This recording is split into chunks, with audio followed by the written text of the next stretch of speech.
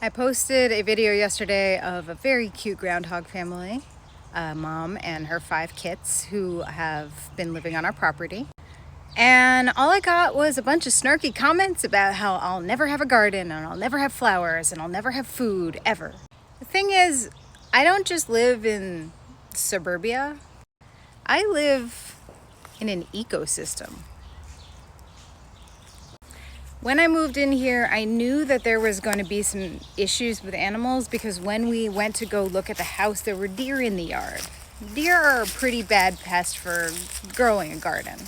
So I made this raised bed that has 6-foot fencing around it.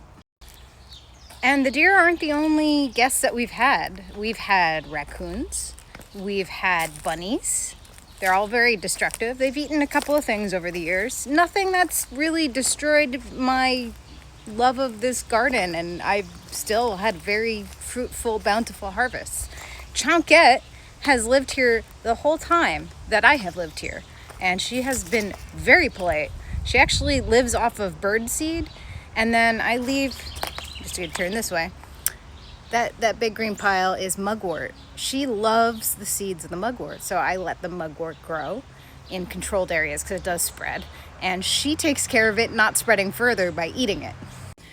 Over here, I've made a wildflower native meadow area on purpose, and I tried to promise myself that if any of the animals ate it, it is what it is, that's what it's there for. They did eat some things to the ground, so I have a little protection going on. This coneflower got bitten, so she's in a cage for now. I'm getting my primrose started, so she's in a cage. Last year something ate my bee balm to the ground, so protected for now. And sometimes things get chomped. This is my false indigo. She got a chomp. And I think Chonquette came over and she chomped this coneflower as well. But I've got a bunch of other coneflower, and I put a little Irish spring soap in there to just dissuade her from chomping it too much.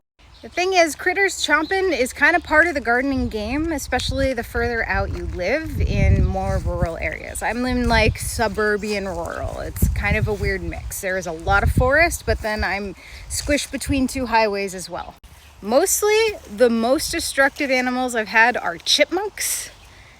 They ate all of my soybeans the first year I was gardening. I wanted to kill them. Some rabbits went after my asparagus, so now we have a little fencing. And this shitty, dilapidated fencing actually dissuades most critters from getting to my stuff while it's growing. Sometimes, see, this is one of my loose Jerusalem artichokes. Sometimes I just put stuff out for critters to eat. And it's okay. The coolest thing about growing plants that you may notice is that they adapt with animals. And a lot of them, if they get chomped but not killed, grow fuller, grow more beautiful. This is why we have pruning, because plants are adapted to grow 10 times the amount that they would have if they get partially eaten. Like my raspberry I showed you is putting up yet another cane because the new cane got bitten. Plants know what they're doing, and they're meant to live in an ecosystem with other animals. So I'm going out of town. We have 5 little bouncing baby groundhogs and Chonquette, who is a very polite neighbor, and she'll teach her kids, but it doesn't matter because by August her kids will be out on their own and they'll go find their own territory, and my garden will persist. I mean, half of it is 3 feet tall. What are they going to do? I don't think they're big climbers. Now the raccoon, he's a climber. We'll just have to see what happens. Sometimes the birds eat my peas, which are trellising right now. I put some net on it, it's fine. I've got net around my tomatoes so nobody bothers the young plants. But it's a circle of life. I use cayenne pepper. I just got some Irish Spring soap and I shaved it all over the garden. And then I sprayed with a peppermint oil based spray. And that's all I can do.